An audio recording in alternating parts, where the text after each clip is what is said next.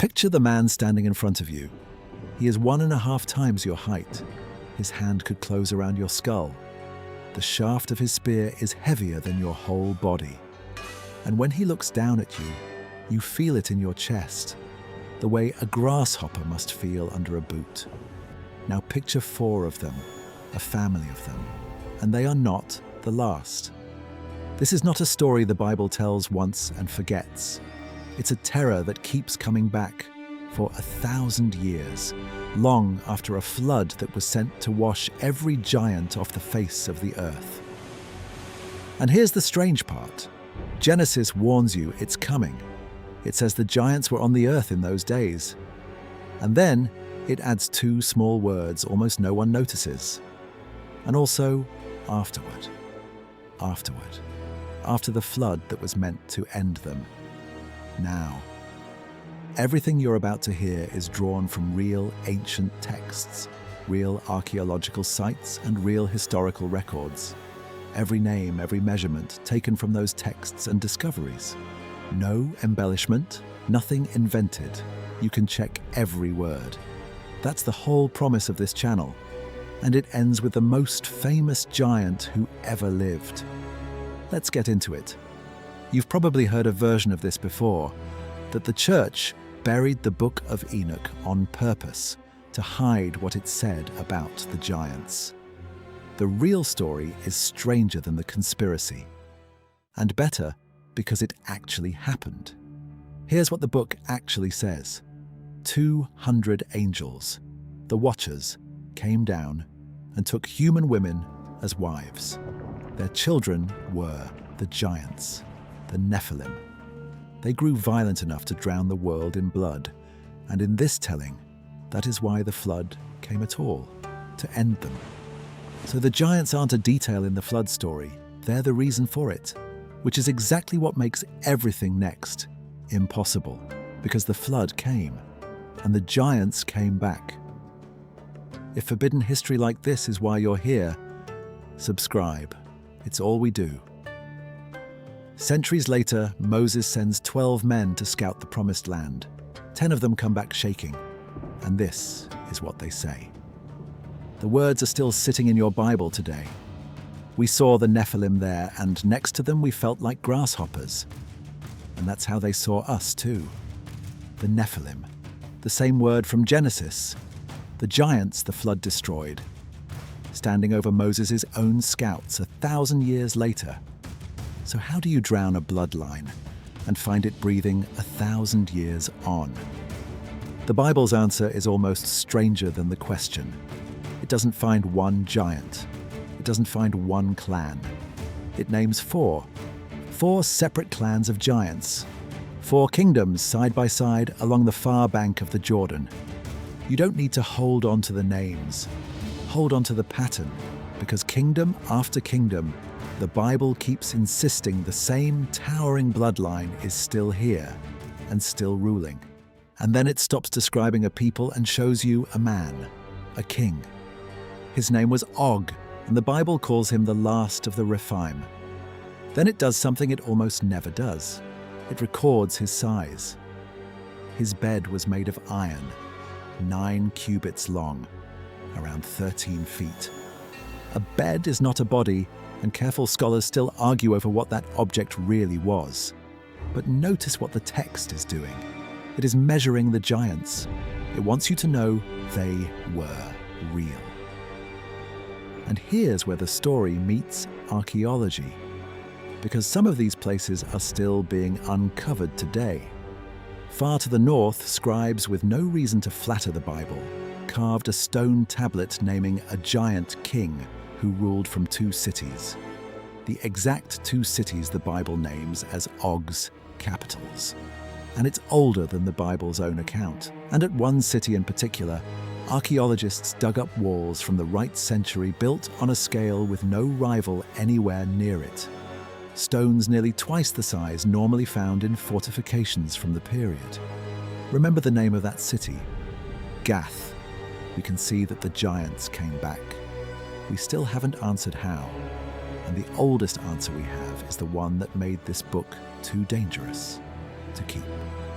The Book of Enoch says the giants were never only flesh. They were half spirit. And when a giant's body finally died, the spirit inside it did not die with it. Listen to the claim. When the giants perish, evil spirits come out of their bodies, and they remain on the earth, afflicting, tormenting, destroying until the very end of things. Sit with what that means.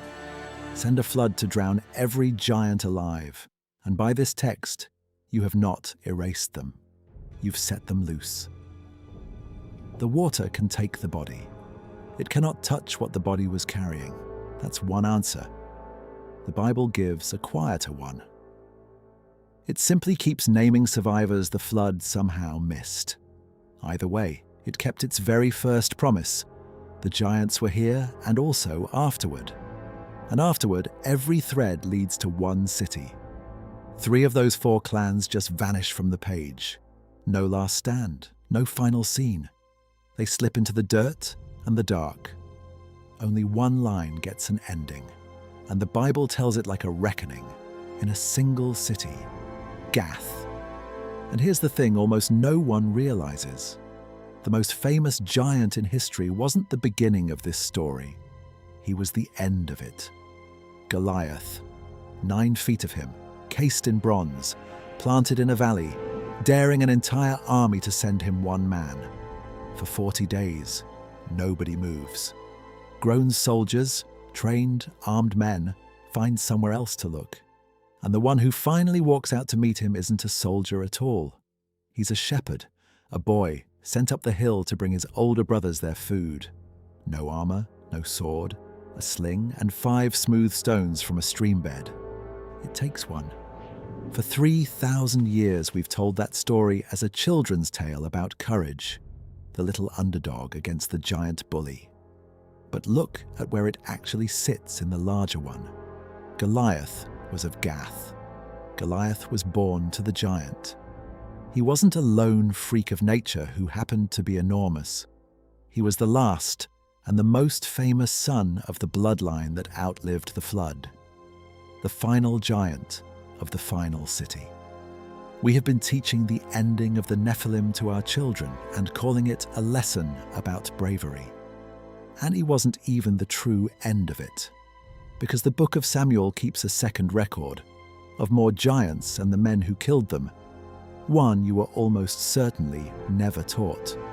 4 more Giants of Gath, and beside each one, the name of the man who brought him down.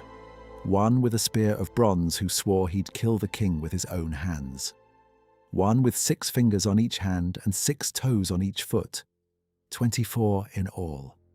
And the final line closes the whole 1,000-year account like a door swinging shut. These 4 were born to the giant in Gath, and they fell at the hand of David and the hand of his servants.